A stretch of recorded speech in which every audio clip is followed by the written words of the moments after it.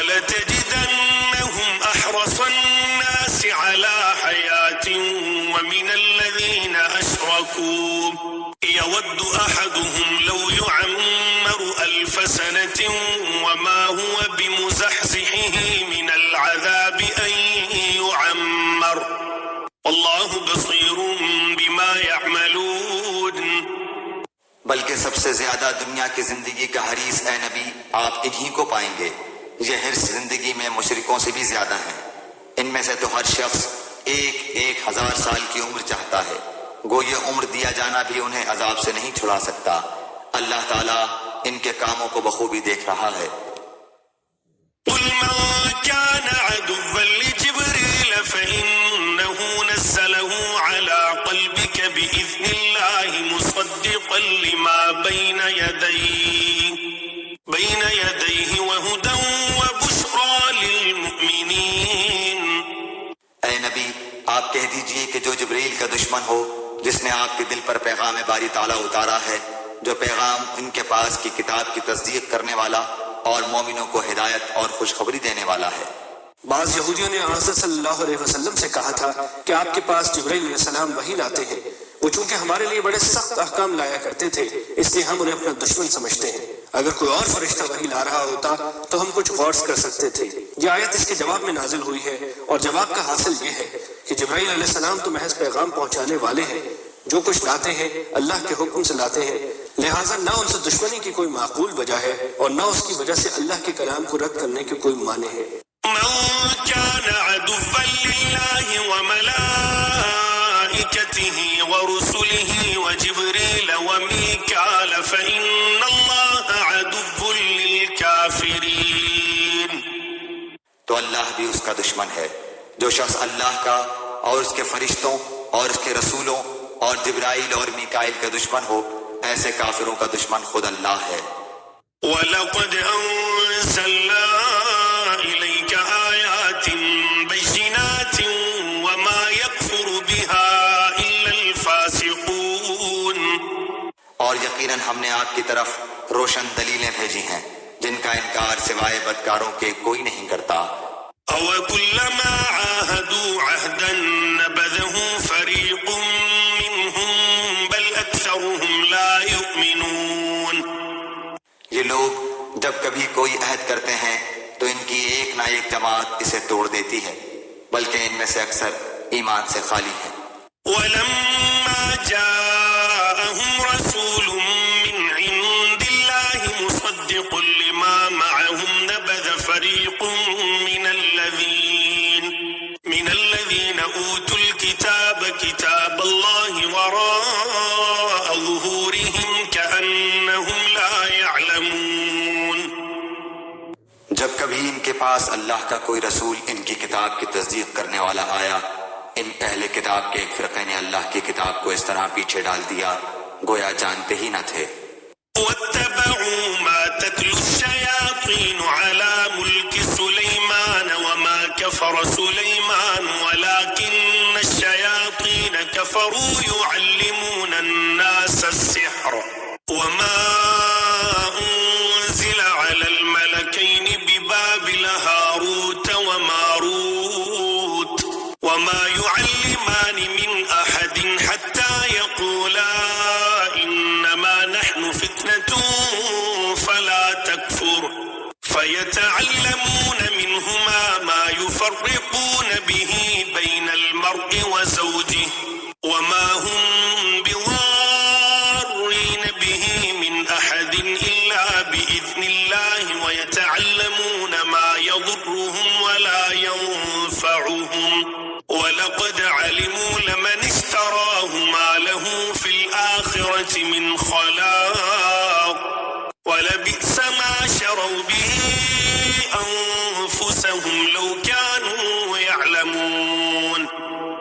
اور اس چیز کے پیچھے لگ گئے جسے شیاطین حضرت سلیمان کی حکومت میں پڑھتے تھے۔ سلیمان نے تو کفر نہ کیا تھا بلکہ یہ کفر شیطانوں کا تھا۔ وہ لوگوں کو جادو سکھایا کرتے تھے، اور بابل میں ہاروت ماروت 2 فرشتوں پر جو اتارا گیا تھا وہ دونوں بھی کسی شخص کو اس وقت تک نہیں سکھاتے تھے جب تک یہ نہ کہہ دیں کہ ہم تو ایک آزمائش ہیں تو کفر نہ کر۔ پھر لوگ ان سے وہ سیکھتے جس سے خاوند اور بیوی میں جدائی ڈال دیں، اور دراصل وہ بغیر اللہ تعالیٰ کی مرضی کے کسی کو کوئی نقصان نہیں پہنچا سکتے۔ یہ لوگ وہ سیکھتے ہیں جو انہیں نقصان پہنچائے اور نفع نہ پہنچا سکے، اور وہ بالیقین جانتے ہیں کہ اس کے لینے والے کا آخرت میں کوئی حصہ نہیں، اور وہ بدترین چیز ہے جس کے بدلے وہ اپنے آپ کو فروخت کر رہے ہیں۔ کاش کہ یہ جانتے ہوتے۔ ان آیات میں اللہ تعالیٰ نے یہودیوں کی ایک اور بدعملی کی طرف اشارہ فرمایا ہے، اور وہ یہ کہ جادو ٹونے کے پیچھے لگنا شرعاً ناجائز تھا، بالخصوص اگر جادو میں شرکیہ کلمات منتر کے طور پر پڑھے جائیں تو ایسا جادو کفر کے مترادف ہے۔ حضرت سلیمان علیہ السلام کے زمانے میں کچھ شیاطین نے، جن میں انسان اور جنات دونوں شامل ہو سکتے ہیں، بعض یہودیوں کو یہ پٹی پڑھائی کہ حضرت سلیمان علیہ السلام کی سلطنت کا سارا راز جادو میں مضمر ہے، اور اگر تم جادو سیکھ لو گے تو تمہیں بھی حیرت انگیز اقتدار نصیب ہوگا۔ چنانچہ یہ لوگ جادو سیکھنے اور اس پر عمل کرنے میں لگ گئے۔ حالانکہ جادو پر عمل کرنا نہ صرف ناجائز تھا بلکہ اس کی بعض قسمیں کفر تک پہنچتی تھی۔ دوسرا غضب یہودیوں نے یہ کیا کہ خود حضرت سلیمان علیہ السلام کو جادوگر قرار دے کر ان کے بارے میں یہ مشہور کر دیا کہ انہوں نے آخری عمر میں بتوں کو پوجنا شروع کر دیا تھا۔ ان کے بارے میں یہ جھوٹی داستانیں انہوں نے اپنی مقدس کتابوں میں شامل کر دی جو آج تک بائبل میں درج چلی آتی ہیں۔ چنانچہ بائبل کی کتاب سلاطین اول 1-11-21 میں ان کے معاذ اللہ مرتد ہونے کا بیان آج بھی موجود ہے۔ قرآن کریم نے اس آیت میں حضرت سلیمان علیہ السلام پر اس ناپاک بہتان کی تردید فرمائی ہے۔ اس سے یہ بات بھی واضح ہو جاتی ہے کہ جن لوگوں نے قرآن کریم پر یہ الزام لگایا ہے کہ وہ یہودیوں اور عیسائیوں کی کتابوں سے ماخوذ ہے، وہ کتنا غلط الزام ہے۔ یہاں قرآن کریم صریح الفاظ میں یہود و نصارہ کی کتابوں کی تردید کر رہا ہے۔ حقیقت تو یہ ہے کہ حضرت صلی اللہ علیہ وسلم کے پاس ایسا کوئی ذریعہ نہیں تھا جس سے وہ یہ خود معلوم کر سکتے کہ یہودیوں کی کتابوں میں کیا لکھا ہے۔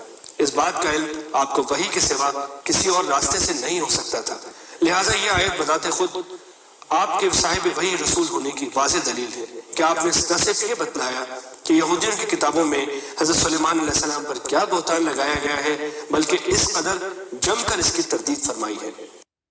بابل عراق کا مشہور شہر تھا۔ ایک زمانے میں وہاں جادو کا بڑا چرچا ہو گیا تھا، اور یہودی بھی اس ناجائز کام میں بری طرح ملوث ہو گئے تھے۔ انبیاء کرام اور دوسرے نیک لوگ انہیں جادو سے منع کرتے تو وہ بات نہیں مانتے تھے۔ اس سے بھی خطرناک بات یہ تھی کہ لوگوں نے جادوگروں کے شعبدوں کو معجزے سمجھ کر انہیں اپنا دینی مقتدی بنا لیا تھا۔ اس موقع پر اللہ تعالیٰ نے اپنے 2 فرشتے جن کا نام ہاروت اور ماروت تھا دنیا میں انسانی شکل میں بھیجے تاکہ وہ لوگوں کو جادو کی حقیقت سے آگاہ کریں اور یہ بتائیں کہ خدائی معجزات سے ان کا کوئی تعلق نہیں۔ معجزہ براہ راست اللہ تعالیٰ کا فعل ہے جس میں کسی ظاہری سبب کا کوئی دخل نہیں ہوتا۔ اس کے برعکس جادو کے ذریعے جو کوئی شعبدہ دکھایا جاتا ہے وہ اسی عالم اسباب کا ایک حصہ ہے۔ یہ بات واضح کرنے کے لیے ان فرشتوں کو جادو کے مختلف طریقے بھی بتانے پڑتے تھے تاکہ یہ دکھایا جا سکے کہ کس طرح وہ سبب اور مسبب کے رشتے سے منسلک ہے۔ لیکن جب وہ ان طریقوں کی تشریح کرتے تو ساتھ ساتھ لوگوں کو متنبہ بھی کر دیتے تھے کہ یاد رکھو یہ طریقے ہم اس لیے نہیں بتا رہے کہ تم ان پر عمل شروع کر دو، بلکہ اس لیے بتا رہے ہیں کہ تم پر جادو اور معجزے کا فرق واضح ہو اور تم جادو سے پرہیز کرو۔ اس لحاظ سے ہمارا وجود تمہارے لیے ایک امتحان ہے کہ ہماری باتوں کو سمجھ کر تم جادو سے پرہیز کرتے ہو یا ہم سے جادو کے طریقے سیکھ کر ان پر عمل شروع کر دیتے ہو۔ یہ کام انبیاء کے بجائے فرشتوں سے بظاہر اس بنا پر لیا گیا کہ جادو کے فارمولے بتانا خواہ وہ صحیح مقصد سے کیوں نہ ہو انبیاء کرام کو زیب نہیں دیتا تھا۔ اس کے برعکس فرشتے چونکہ غیر مکلف ہوتے ہیں اس لیے ان سے بہت سے تکوینی کام لیے جا سکتے ہیں۔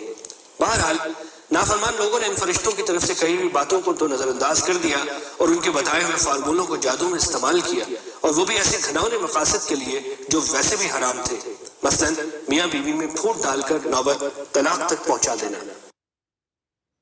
یہاں سے جملہ معترضہ کے طور پر ایک اور اصولی غلطی پر متنبہ کیا جا رہا ہے، اور وہ یہ کہ جادو پر ایمان رکھنے والے یہ سمجھتے تھے کہ جادو میں بذات خود ایسی تاثیر موجود ہے جس سے مطلوبہ نتیجہ خود بخود اللہ کے حکم کے بغیر بھی برآمد ہو جاتا ہے، گویا اللہ چاہے یا نہ چاہے وہ نتیجہ پیدا ہو کر رہے۔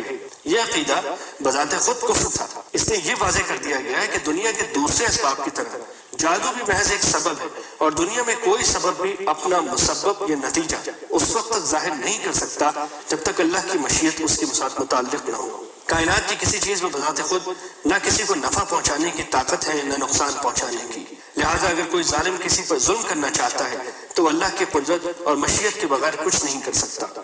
البتہ چونکہ یہ دنیا ایک امتحان کی جگہ ہے، اس لیے یہاں اللہ کی سنت یہ ہے کہ جب کوئی شخص اللہ کی نافرمانی کرتے ہوئے کوئی گناہ کرنا چاہتا ہے یا کسی پر ظلم کرنا چاہتا ہے تو اگر اللہ تعالیٰ تکوینی مصلحت کے مطابق سمجھتا ہے تو اپنی مشیت سے وہ کام کرا دیتا ہے، اسی کے نتیجے میں ظالم کو گناہ اور مظلوم کو ثواب ملتا ہے، ورنہ اگر اللہ اسے اس کام کی قدرت ہی نہ دے تو امتحان کیسے ہو؟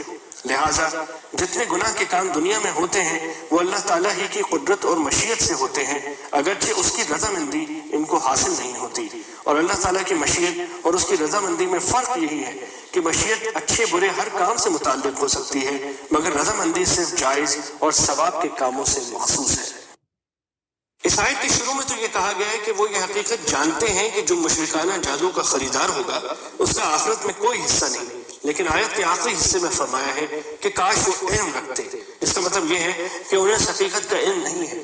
بظاہر دونوں باتیں متضاد لگتی ہیں، لیکن در حقیقت اس انداز بیان سے یہ عظیم سبق دیا گیا کہ نرا علم جس پر عمل نہ ہو حقیقت میں علم کہلانے کا مستحق نہیں، بلکہ وہ کل عدم ہے۔ لہٰذا اگر وہ یہ بات جانتے تو ہیں مگر ان کا عمل اس کے برخلاف ہے تو وہ علم کس کام کا؟ کاش کہ وہ حقیقی علم رکھتے تو اس پر ان کا عمل بھی ہوتا۔